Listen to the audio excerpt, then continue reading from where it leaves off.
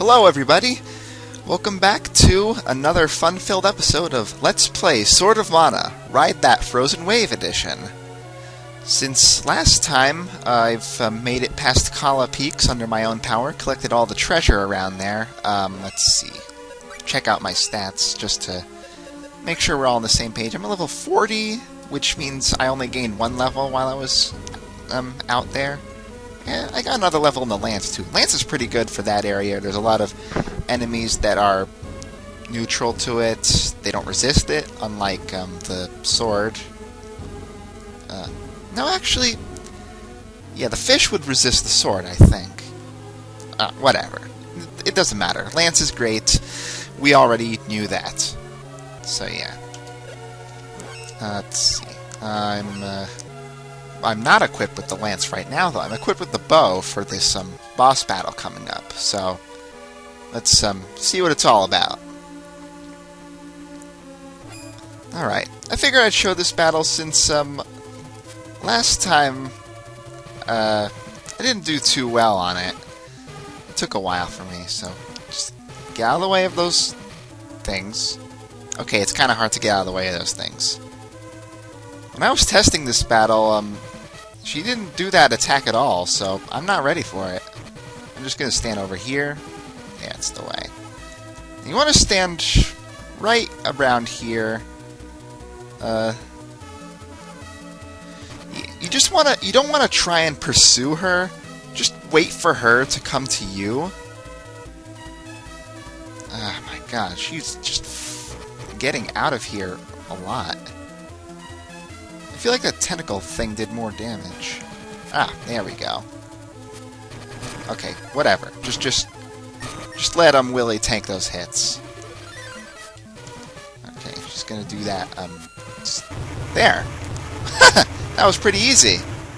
When I was testing this battle, I only got to hit her once with every arrow, but apparently the not flinching thing actually worked out for me on the recording. So. That's pretty nice, I guess. Yeah, you kinda did. Oh, well. I'm glad we could help somebody out here. And, now it's time for the grossness.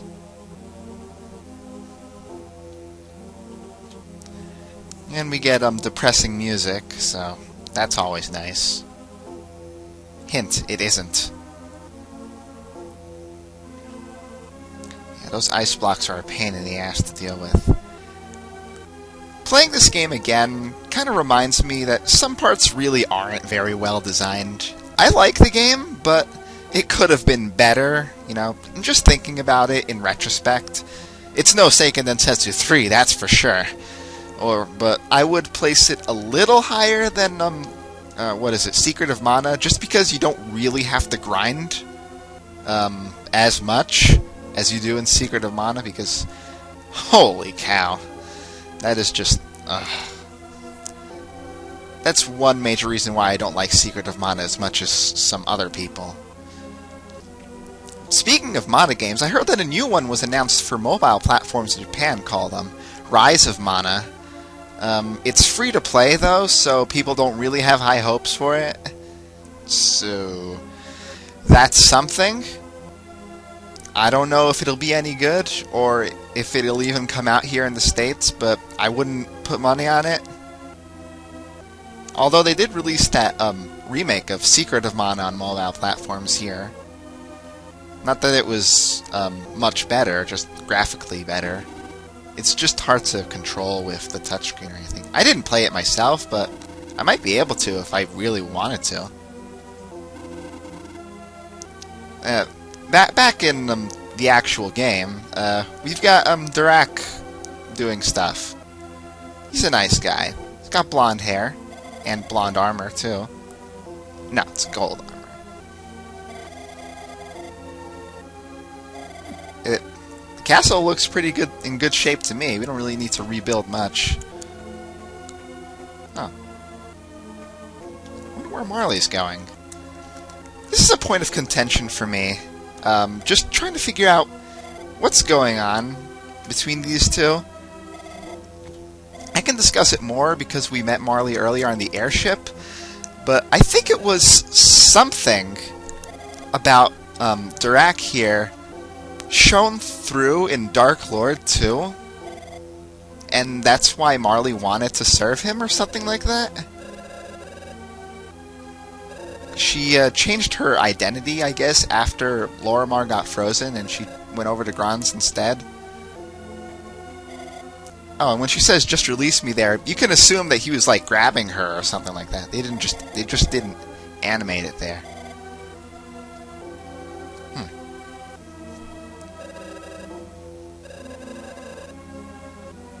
Poor old woman. You're old, and Durac is still the same age, so that kind of bites. Yeah. I'm not gonna do the excellent voice. But even though they didn't animate any of that surprise, they did give him that unique little crouching animation there.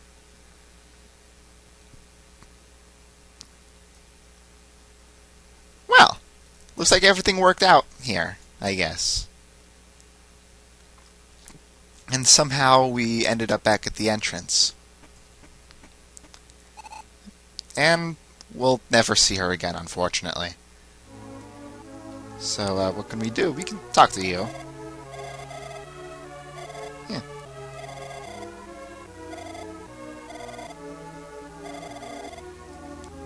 Well, of course.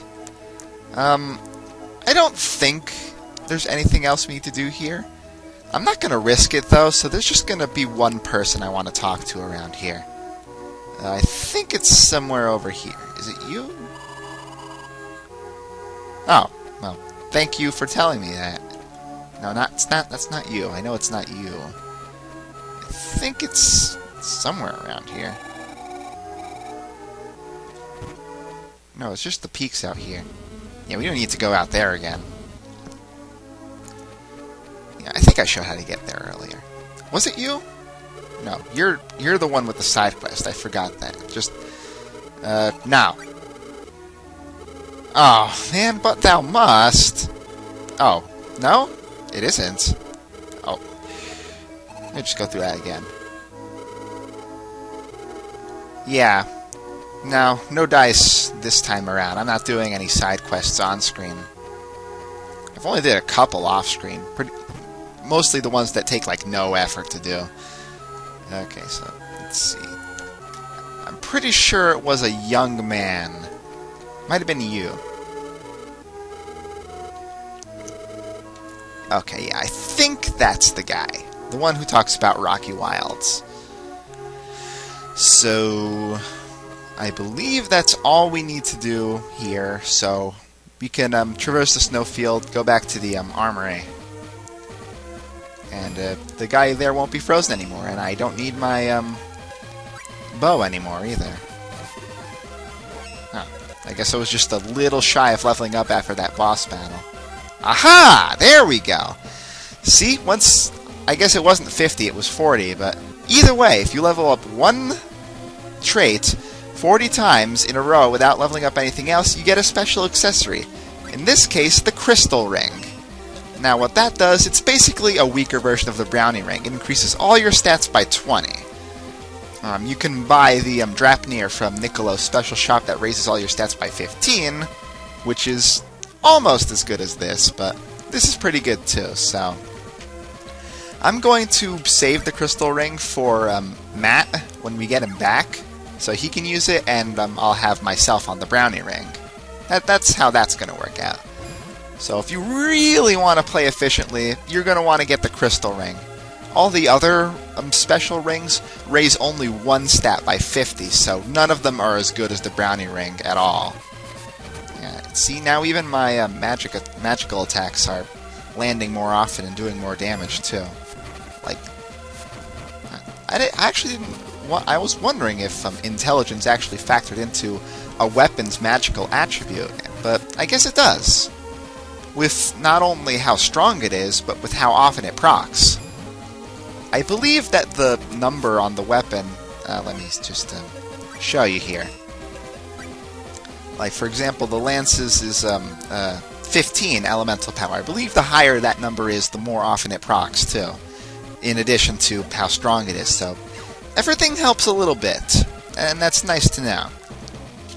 This probably isn't going to be a long episode. I'm just going back here just to make sure everything's okay. Yeah. So, I'm going to go back to, Ish. We can go to Rocky Wilds if you really want to, but I want to go back to Ish just to reconfirm what we need to do with Sibba over there. It's dialogue, so, you know, that's what this LP is all about. Not the action, the words. Looking at a map probably wouldn't help. Nah. What was I saying again?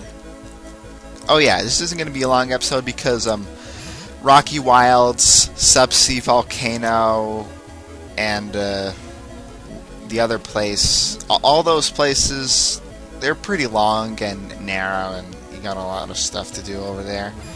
So I'm probably going to do most of that off-screen. However, I do want to show the battle against Ifrit again, because last time I did it, I was just like, fuck it, and I put the brownie ring on just to make it easier on me, because I didn't know how to effectively fight him. But I know better now. I'll explain in more detail when we get there, but I do want to show that battle again, and also because right after that is a bunch of story with the Sword of Mana and all that stuff, so I want to make sure all of that is shown, and let's see. Huh, everybody's gone. Even Bogard and Sibba. You got anything to say? Huh. Well, there's a little fun fact for you. Everybody just up and leaves. I guess they're all doing their own thing. Maybe Sibba's up at the Ruined Passage looking at it or something. I'm not going to go over there and check, but you know what I mean. So, yeah, this is where I want to cut it for today. Next time, we'll be at the depths of the Subsea Volcano, ready to get the Sword of Mana. If you don't know where to get the Brownie Ring, which is in the path to the path through the Subland River, that's what it's called, Subland River, you want to check my earlier LP. I believe the episode is called Midgets and Octopi. So, yeah, I'm not going to go over that boss, but that's where I get the Brownie Ring, so if you want to know where to get it, that's the place to look. It's very tricky to find, so you don't want to miss it and have to come all the way back. And that's not very fun to do. Alright, I'm Oxprit. Hope you've enjoyed this episode of Let's Play Sword of Mana. Hope you're looking forward to the next one. See y'all later!